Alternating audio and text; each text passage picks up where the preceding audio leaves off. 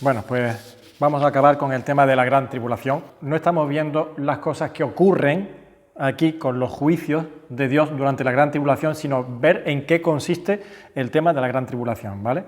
Veremos el tema de los juicios, cómo se derraman sobre la tierra, ya más adelante, con el asunto de 3 personajes que estarán en el escenario terrenal, y lo veremos más adelante.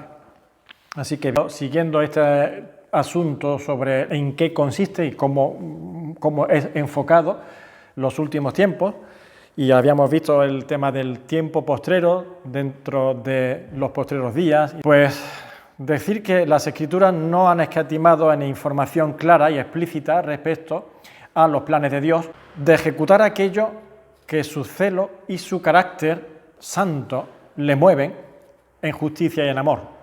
¿Por qué digo eso? Porque lo fácil es criticar la intervención de Dios. Ahora, no podemos pensar en un Dios de amor que no entra en ira o en indignación cuando se agrede a los suyos. Y hablamos del ejemplo que puse sobre la misma naturaleza, cuando una leona ve que viene un león y aunque sea más grande y aunque le suponga jugarse la vida de enfrentarse contra el león, pero por sus cachorros se enfrenta. Y eso lo hace no movida por maldad, sino movida precisamente por instinto de protección. Y pues no sé hasta qué punto se le podía hablar de amor por sus crías. No sé si el amor encaja en esto de los animales, pero si no lo hay, tal cual el amor, sí que manifiesta las formas del amor, en cuanto incluso dar su vida por sus crías, si es necesario. Y también lo dijimos con la osa, etcétera, ¿no? Hay muchos ejemplos en la naturaleza. Así que millones de mártires a lo largo de la historia, por obedecer a Dios, por someterse a andar en los caminos de Dios, suponiendo eso, ir contra el mundo y contra las amenazas, llegando a padecerlas, pues muchos han sido quemados, han sido devorados por fieras, han sido torturados. Pues si millones de mártires por obedecer a Dios han llegado hasta morir, ¿vamos a pensar que Dios quede en deuda con ellos? ¿No va a ser vindicado, vindicados sus causas? Mirad, en Isaías capítulo 59, versículos 15 al 18, dice lo siguiente: y la verdad fue detenida, y el que se apartó del mal fue puesto en prisión. La verdad fue detenida, y el que se aparta del mal, es decir, el que quiere hacer lo bueno, fue puesto en prisión. Mirad cómo se manejan las sociedades, la gente en el mundo.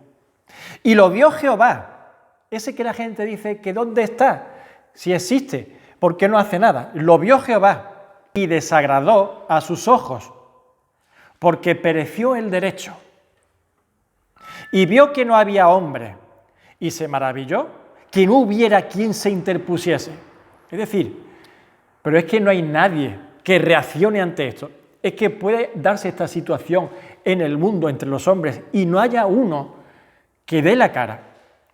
Fijaros lo que dice, ¿eh? Y vio que no había hombre. Es que son todos, podríamos decir coloquialmente, que son todos unos niñatos. Y se maravilló que no hubiera quien se interpusiese. Y lo salvó su brazo y le afirmó su misma justicia. Pues de justicia se vistió como de una coraza, con yelmo de salvación en su cabeza. Tomó ropas de venganza por vestidura y se cubrió de celo como de manto. Nadie, en los momentos de la crucifixión del Hijo de Dios, dio la cara por él. Nadie, ni los más íntimos. Como para vindicación, como para retribuir con ira a sus enemigos y dar el pago a sus adversarios. El pago dará a los de la costa. Así que mirad las dos palabras que utiliza: retribución y vindicación. Y de eso se trata. No se trata de que Dios ha entrado en cólera y que de repente se aira porque sí y quiere destruirlo todo, porque se ha agotado su paciencia. Muchas veces la paciencia humana obra de esa forma. Es una paciencia que lo que hace es simplemente ir aguantando y aguantando y aguantando para después al final explotar peor de cómo hubiese reaccionado si hubiese reaccionado antes. pero bueno, vamos a ser pacientes, venga, y ser paciente lo único que hace es acumular más ira y estallar, pero eso no es el caso de Dios. Dios no es que ha estado miles de años aguantando el mundo y ahora ya estalla porque ya no puede más, sino que tiene su momento, y su momento de dar retribución conforme al pago justo y vindicación de los que a él le sirvieron. Así que el argumento fácil por parte de los que rechazan los juicios de Dios es decir que ese Dios es igual de malo que los hombres y que obra, por tanto, igual que los hombres, y entonces tiene los mismos pecados que tienen los hombres. Es un Dios igual de defectuoso que un ser humano. Y claro, lo que se demuestra es que ese Dios no existe y que ningún Dios existe, sino que lo que se demuestra es que es un Dios inventado y claro, como los hombres somos como somos, lo hemos inventado a nuestra imagen y semejanza. Y claro, de esa forma proyectamos nuestros defectos y nuestra forma de actuar la proyectamos sobre ese Dios. Pues nada más lejos que la realidad que revela las Escrituras, porque está demostrando el que lea las Escrituras y no el que haga una salida así facilona, porque esto es un argumento que parece muy coherente, ¿verdad? Y encaja, vale, muy bien, está muy bien. Pero lee realmente cómo se revela ese Dios. No lo hagas así a la ligera, sino mira cuál es el Dios que revela la Biblia y verás que precisamente no es como estás planteando. No está hecho a imagen del hombre, sino más bien el hombre a imagen de Dios, pero esta imagen de Dios caída y defectuosa respecto a un Dios perfecto. Así que cuando Dios actúa en ira, en retribución, en vindicación, lo hace de forma perfecta y somos nosotros, cuando lo hacemos nosotros, los que lo hacemos mal y nos equivocamos. Así que en ello estamos meditando y estudiando este asunto de la gran tribulación a la luz de un Dios que está obrando justamente y no porque se le han cruzado los cables. Así que si queremos el bien y queremos el amor, y la gente, yo creo que con eso todo el mundo está de acuerdo, ¿verdad? Nadie protesta ni nadie se queja de eso. Todo el mundo quiere el bien y el amor. Sí, después cada uno hace lo que le da la gana, pero de querer el bien y el amor todos estamos de acuerdo. Muy bien. Pues si lo queremos, debe existir un juez. ¿Por qué? ¿Qué tiene que ver un juez para que exista o se mantenga el bien y el amor? Pues porque es el único que es capaz de poner orden y de dar retribución a quien se salta ese orden.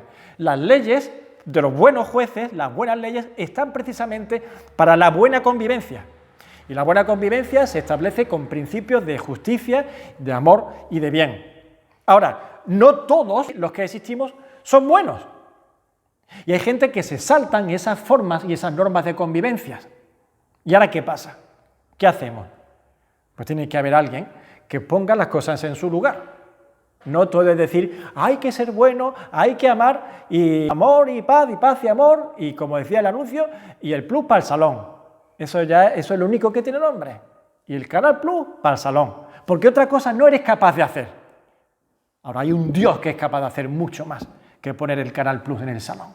Y decir amor y paz y justicia. Interviene, es juez.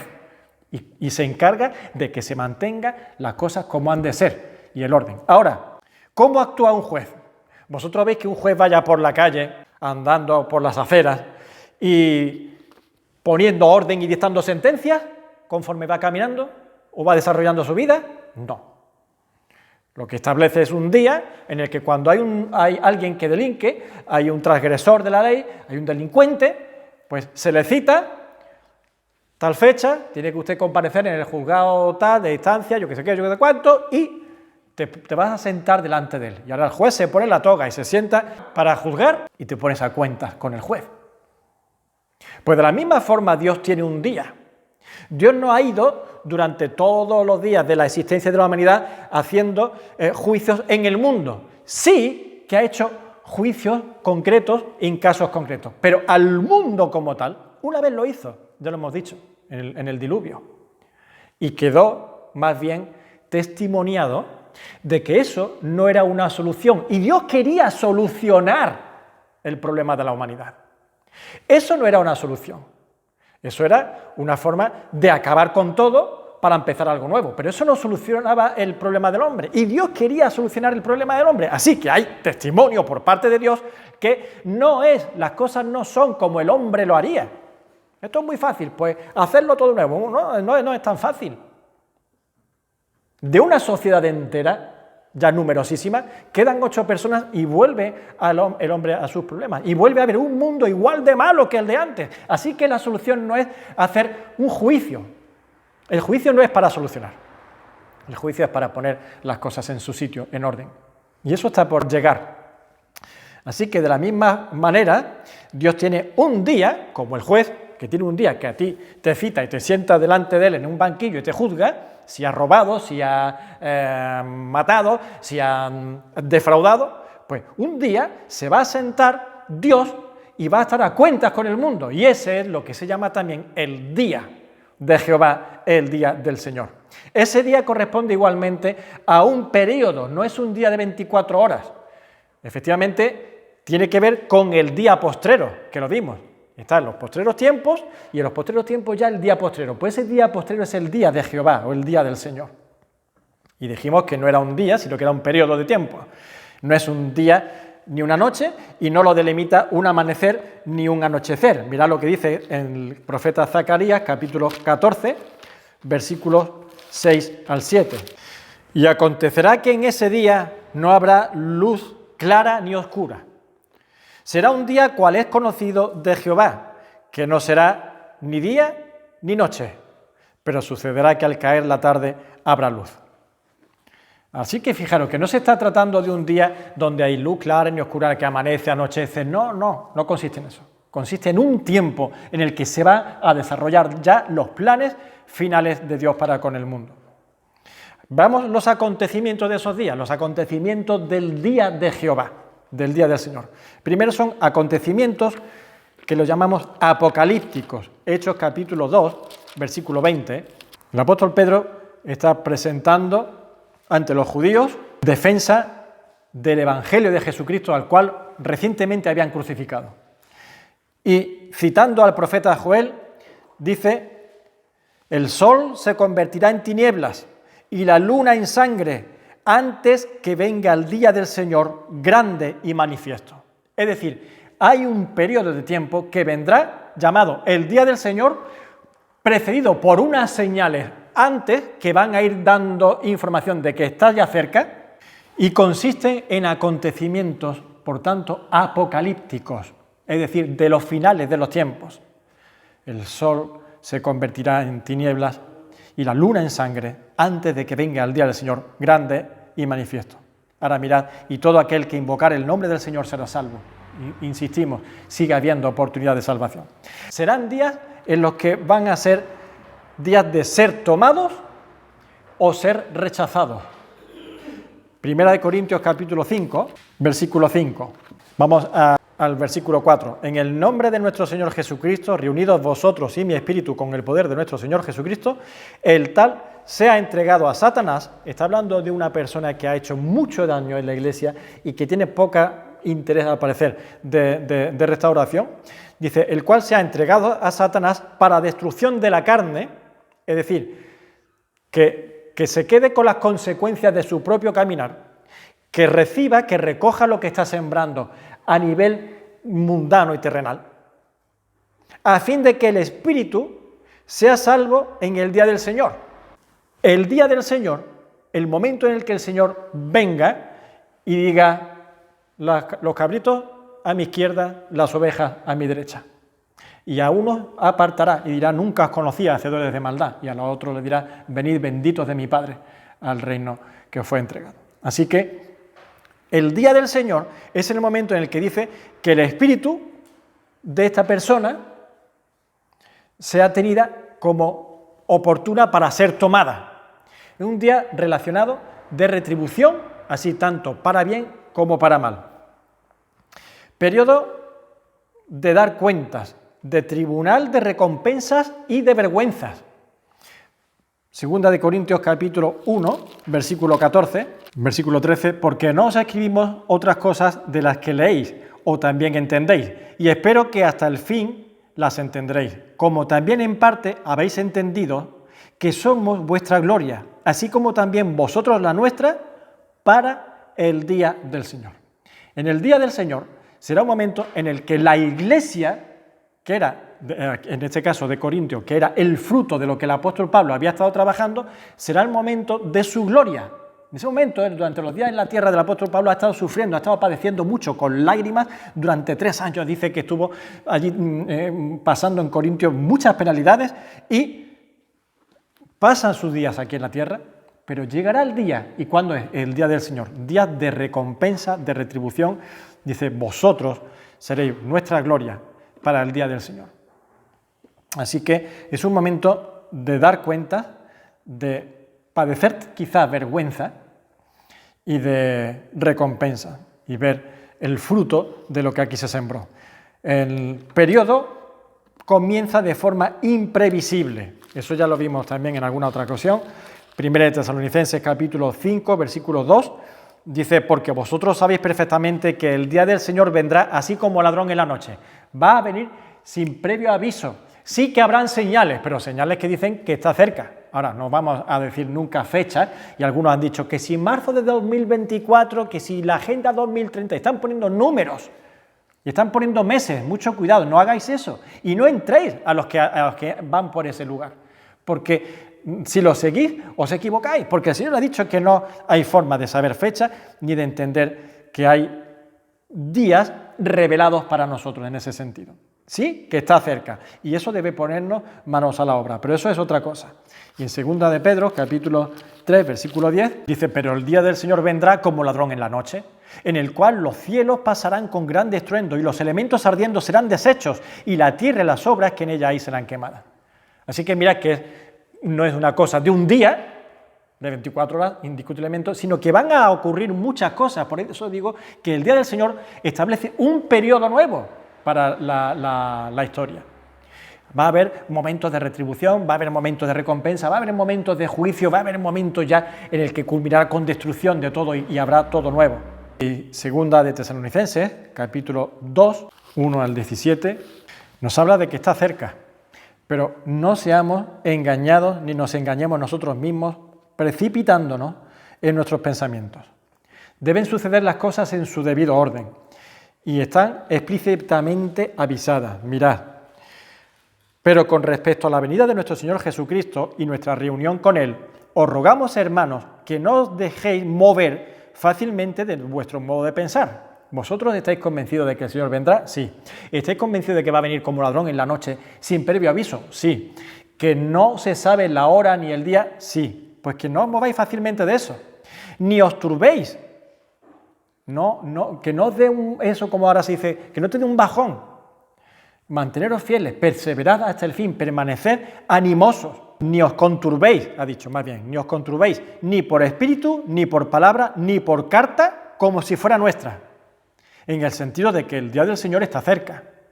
Si os escriben, como si fueran apóstoles, por carta, si os hablaran directamente ante un gran auditorio como si fuese una de las mejores conferencias, si por espíritu, es decir, pensando que me ha venido un sueño, una revelación, y yo creo que se me ha revelado a mí. No. Lo que está dicho de primera hora por los hombres de Dios, los apóstoles del Señor, está dicho y así se mantiene. No os dejéis mover de esa forma de pensar, en el sentido de que el día del Señor está cerca. Nadie os engañe en ninguna manera, porque no vendrá sin que antes venga la apostasía. Ya tenemos una señal, la apostasía. ¿Eso qué es lo que es de la apostasía? La apostasía consiste en que muchos que aparentaron ser de Dios, ser de la iglesia del Señor, andar en los caminos de Dios, después renuncian, rechazan y apostatar de la fe, es decir, no, eso ya no tiene nada que ver conmigo. E incluso a veces son peores que los que desde un principio rechazaban la fe. Así que parece como que el testimonio de la iglesia mengua, pero la iglesia verdadera sigue estando ahí. Se mantiene y dice, porque no vendrá sin que antes venga la apostasía y se manifieste el hombre de pecado, el hijo de perdición. Son los personajes que he dicho que van a aparecer y que vamos a ver más adelante, el cual se opone y se levanta contra todo lo que se llama Dios o es objeto de culto, tanto que se sienta en el templo de Dios como Dios, haciéndose pasar por Dios. ¿No os acordáis cuando yo estaba todavía con vosotros y os decía esto? Y ahora vosotros sabéis lo que lo detiene, a fin de que a su debido tiempo se manifieste. Este versículo resulta un poco misterioso, pero tiene una sencilla explicación. Hay algo que retiene que el individuo este del que se habla, el hijo de perdición, el hombre de pecado, se manifieste y actúe de forma ya explícita, manifiesta. Porque como leímos en el tema anterior, en 1 de Juan dice que el espíritu del anticristo está ahí, y vemos cómo va intentando oponerse a todo lo que son los principios de Dios y a todo lo que son los caminos de Dios, y va poniendo tropiezos al cristianismo, a la fe cristiana, y va dando lugar a la inmoralidad y a toda la corriente mundanal y demoníaca. Muy bien, pero eso es una cosa, las tendencias, y otra cosa es que venga alguien que se ponga a dirigir ya el mundo y que establezca ya leyes y formas y prácticas de actuar donde tú ya no tienes libertad ninguna, y que por muy mal que vaya la deriva del mundo, tú te mantienes en tu lugar y tú tienes tus propios principios y andas conforme a ellos, y vendrá este y lo cambiará todo, y no te va a permitir hacerlo así tan tranquilamente, y pagarás con tu vida si quieres hacerlo así. Entonces hay algo, dice, que lo detiene. Dice, porque ya está en acción el misterio de la iniquidad. Solo que hay quien al presente lo detiene. Así que hay algo que lo detiene, hay algo que se va a manifestar a su debido tiempo, como lo hemos leído en el versículo de antes. ¿Y qué es lo que es? Pues lo vamos a ver un poquito más adelante. Ahora no lo voy a decir, lo vamos a decir un poquito más adelante. Por otro lado, es el peor tiempo que el mundo va a contemplar. Joel capítulo 2, versículo 31, el sol se convertirá en tinieblas y la luna en sangre antes que venga el día grande y espantoso de Jehová. Día grande y espantoso de Jehová. Segunda de Pedro capítulo 3, versículo 7. Pero los cielos y la tierra que existen ahora están reservados por la misma palabra, guardados para el fuego en el día del juicio y de la perdición de los hombres impíos. Y de la perdición de los hombres impíos. Y versículos 11 al 12, puesto que todas estas cosas han de ser deshechas, ¿cómo no debéis andar en santa y piadosa manera de vivir, esperando y apresurándoos para la venida del día de Dios, que eso habla a nosotros los creyentes, en el cual los cielos encendiéndose serán deshechos y los elementos siendo quemados se fundirán? Así que van a ser los peores momentos ya de la historia de la creación de la tierra. Cuidado, repito, estamos en un periodo, supone años. No supone días ni unos pocos meses, sino años. Y tengamos en cuenta que una cosa son los juicios de Dios sobre el hombre en la tierra y otra cosa es la comparecencia del hombre ante un Dios que se sentará en el gran trono blanco en el día del juicio. Son dos cosas distintas. Una cosa es que todos los seres humanos que han rechazado a Dios van a estar un día delante del gran trono blanco dando cuentas de sus propias vidas, y otra cosa es los juicios que Dios va a hacer sobre este mundo, ¿vale? Estamos ahora en la gran tribulación donde Dios está juzgando las sociedades, las generaciones aquí en este mundo y el planeta también. Pero cuando todo se deshaga, ahora hay una comparecencia de todas las almas, de toda la historia, porque claro, cuando Dios derrame los juicios en este mundo, están los que están viviendo en este mundo, pero los que murieron hace 5.000 años, ¿dónde están? Muertos hace mucho tiempo. Sin embargo, en ese momento del gran trono blanco sí que hay comparecencia delante de Dios desde los días de Adán hasta el último hombre. ¿Ok? Esas son dos cosas distintas. Estamos ahora con los juicios sobre este mundo, la generación que va a padecerla y el planeta y la naturaleza entero. Pero todo ya está dentro del periodo del día postrero o día del Señor. Ahora vamos a recapitular al punto del arrebatamiento. Bueno, ¿y por qué nos traes de nuevo a este punto, Esteban, al del arrebatamiento? Bueno, porque hay que tocar un tema importante. Y vamos a lo que hemos leído y he dicho, vamos a verlo un poquito más adelante, ¿vale? Eso de cuándo se manifieste. Dijimos que el disparo de salida de este momento del día del Señor o del día postrero es el arrebatamiento. Hasta el momento en el que la Iglesia sea llevada, todo en la historia más o menos está funcionando igual, hay pocos cambios. Pero en el momento en el que la Iglesia sea llevada al cielo, ahí sí que hay un antes y un después en la historia. Y dijimos que ahí es el disparo de salida donde empieza ahora el día postrero o el día de Jehová. Bien, pues hay muchos creyentes que piensan que no es así, que todo este escenario que estamos hablando de gran tribulación y de juicios sobre la tierra va a tener a la Iglesia presente. La Iglesia va a estar en el escenario de los juicios de Dios y va a padecer los acontecimientos, por tanto, de estos juicios. Bueno, tan solo con decir esto ya rechina un poco, ¿verdad? Por lo menos a mí me rechina un poco en los oídos y con un mínimo de sentido común espiritual entiendo de que la cosa no va así. Muchos van a decir, bueno, ¿qué pasa? Es que tú no ves que a lo largo de la historia los justos, como se llamaban en el Antiguo Testamento, los temerosos de Dios, los creyentes o los cristianos, ahora en la época de la Iglesia, han padecido fatalidades como cualquier ser humano. ¿Por qué la Iglesia no va a estar en la gran tribulación? ¿Es que acaso la Iglesia o los hombres de Dios han estado así como en algodoncito y se les prometió, como hay mucho por ahí? ¿No serás tú de eso, no? Que prometen el evangelio de la prosperidad y que no les va a pasar nada malo. Porque la historia demuestra que hay muchos creyentes que le han pasado cosas malas. ¿Qué te parecen las invasiones que sufría Israel por sus castigos? Y allí había gente justa, como Daniel y como sus amigos. Cuando la deportación de Babilonia, por ejemplo. ¿Y qué te parece el holocausto nazi? Seguro que ahí habían cristianos o hijos de Dios y estaban padeciendo las consecuencias del holocausto nazi.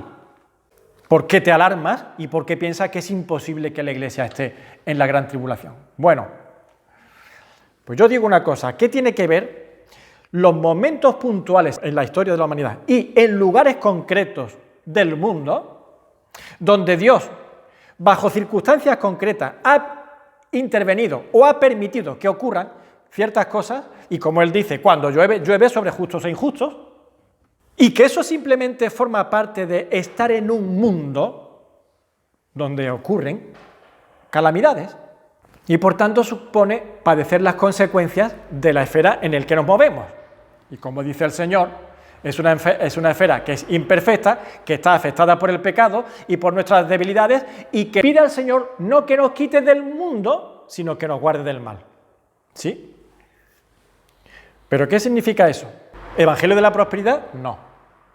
Significa darnos confianza en Él y saber que todo está bajo su control. El Señor me guardará del mal. Muy bien. Y si vienen y te queman en la hoguera, ¿qué pasa? ¿El Señor te falló? ¿Esa sería la conclusión? No. Pues por eso no predicamos una prosperidad de ser protegido de todas las cosas malas que ocurran. Pero eso es una cosa. Y otra cosa es venir al encuentro de tu Dios y presentarte ante Él y ponerte a cuentas con Él. Y de eso es de lo que se trata ahora, de juicios, no de consecuencias de un mundo que está sometido a circunstancias malas.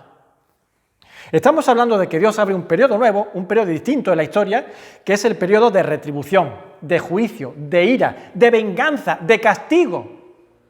Y ahora mi pregunta es, ¿me puedes decir qué pinta la esposa del juez ahí?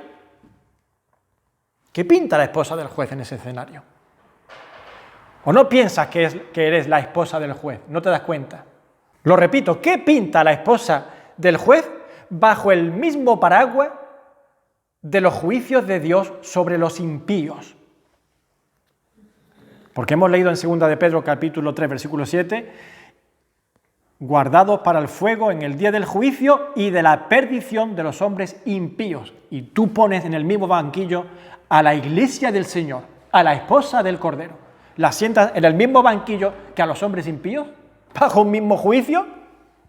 Me dirás, ¿qué pasa? ¿Es que la iglesia es perfecta? ¿Acaso los creyentes no tenemos que dar cuenta de nuestros muchos errores y carencias? Pues sí, vamos a dar cuenta. La iglesia no es perfecta, Dios la hará perfecta y se la presentará perfecta, pero entre tanto ha tenido muchos defectos e imperfecciones propios de los que la conformamos. Pero para eso Dios tiene un tribunal específico y que no comparte patíbulo con los impíos. No nos vamos a sentar en el mismo banquillo, ni muchísimo menos. ¿Qué sentido tiene sentar en el mismo banco a un asesino que a un hijo desobediente? Si mañana tu hijo te desobedece por la mañana, cuando tú le dices, corre, haz esto, que hay que irse pronto, y te desobedece y no te hace caso.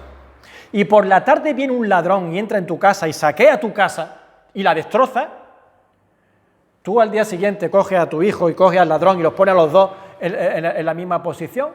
Pues no. A tu hijo le regañas, le sacas los colores y lo corriges, educándolo, y al ladrón lo coges, lo denuncias, lo pones en manos de la policía para que éste lo ponga delante del juez y el juez lo juzgue y proceda como conviene. ¿Vas a sentar tú a tu hijo junto con el ladrón? Los dos tienen que dar cuenta delante del dueño de la casa, pero no comparen a uno con otro. Y de ese tribunal específico que digo que hay para la Iglesia, de ese ya hablaremos. Y se llama el Tribunal de Cristo. Pero estoy hablando solamente con sentido común. Ahora voy a hablar con la Biblia en la mano. Porque hace poco me dijeron que lamentaban mi forma de interpretar estos asuntos.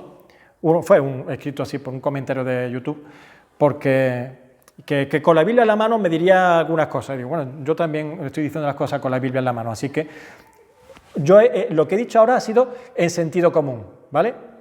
Es decir, un ejemplo. Ahora vamos con la Biblia en la mano. Primera de Tesalonicenses, capítulo 1, versículos 9 al 10.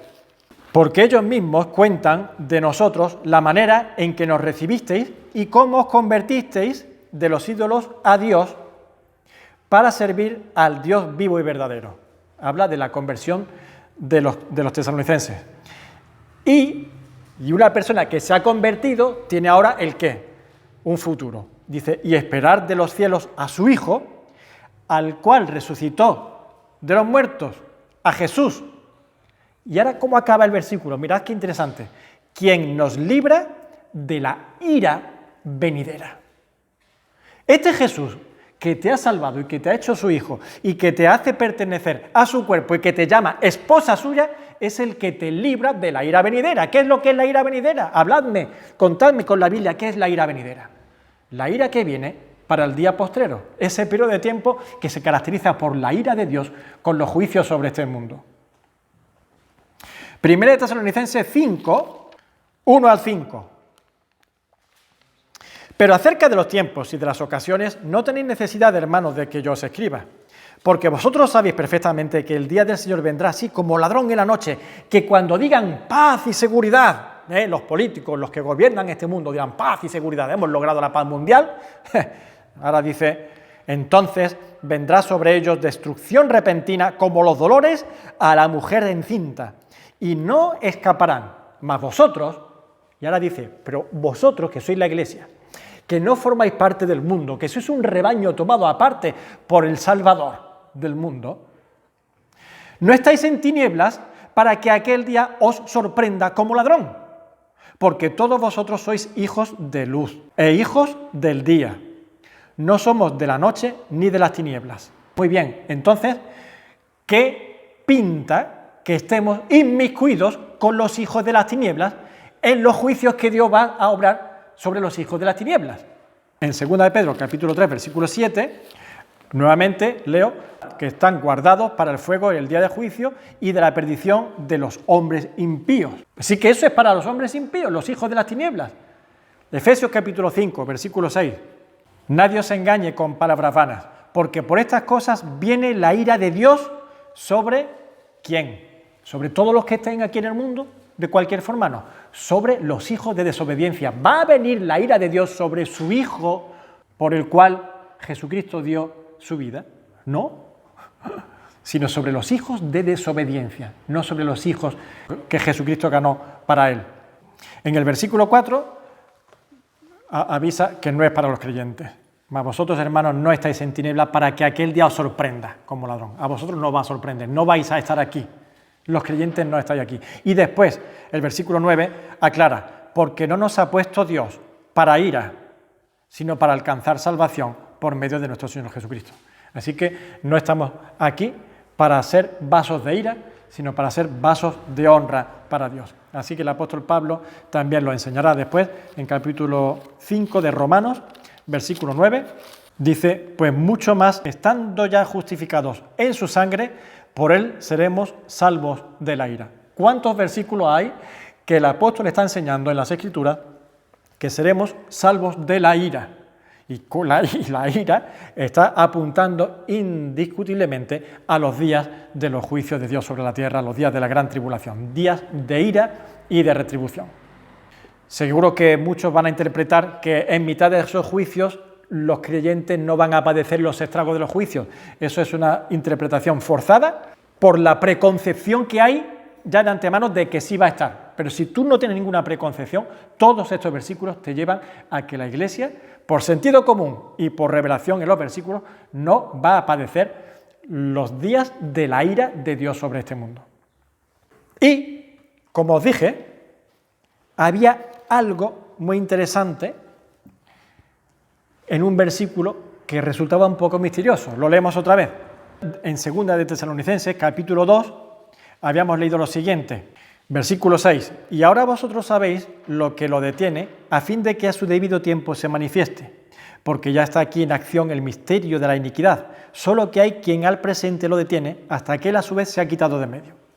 ¿Qué es lo que detiene que el personaje o los poderes políticos, religiosos y económicos de este mundo den la cara ya por fin para gobernar el mundo entero? ¿Qué es lo que lo detiene aquí? El Espíritu Santo. ¿Y cómo está aquí el Espíritu Santo? Por medio de la Iglesia. El Espíritu Santo está en el mundo, en la Iglesia. El Señor dijo, conviene que yo me vaya y que venga el Consolador, que es el Espíritu Santo, que morará en vosotros. Y es el que une la Iglesia aquí en la tierra y la que la hace crecer, mantiene la comunión entre los hermanos y con Dios y la fructifica y la prepara para el día del encuentro con el Señor. Pero cuando la Iglesia sea llevada por el Señor al cielo, el Espíritu Santo se va también con ella. Ya no hace falta Espíritu Santo en la tierra. Se va con la Iglesia. Es las arras, como dice en Efesios, las arras de nuestra, y la garantía de nuestra redención con Cristo. Ahora, ¿qué pasa? No hay nada que retenga el espíritu de maldad en este mundo. Es cuando el anticristo va a dar la cara. Es cuando los gobiernos de este mundo van a ofrecer su poder a la bestia. Y entonces, sin nada que retenga la impiedad del hombre, darán rienda suelta a todas las corrientes de maldad posibles. Y entonces cuando viene la ira de Dios. Entonces cuando viene la ira de Dios. Sin Iglesia en la tierra, sin Espíritu Santo que lo detiene y lo retiene. Aquí está, dice, solo que hay quien al presente lo detiene. Habla como un ser personal. ¿Quién al presente lo detiene? El Espíritu Santo no tolerará que se traspasen ciertas líneas rojas mientras Él esté aquí en la tierra. Pero cuando se vaya, será el momento de su manifestación. Pues ya lo dejamos aquí y pasaremos al estudio ya del tribunal de Cristo y de las bodas del Cordero, antes de entrar a los derramamientos ya de los juicios de Dios, más específicamente con los personajes del anticristo, el falso profeta, y el hombre de pecado y el dragón.